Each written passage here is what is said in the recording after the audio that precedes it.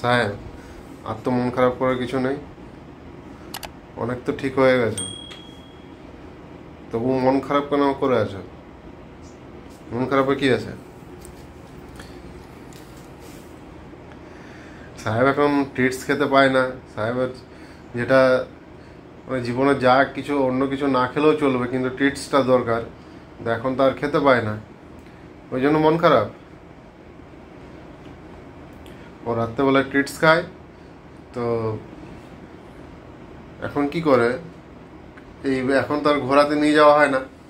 একবার এই বাগানে যেয়ে পরে একটু টয়লেট করে এলো, এসে পরে ডাইরেক্ট যেখানে ট্রিটস থাকে সেখানে চেপে যাবে, চেপে পরে বলবে যে ট্রিটস দে, ট্রিটস দে।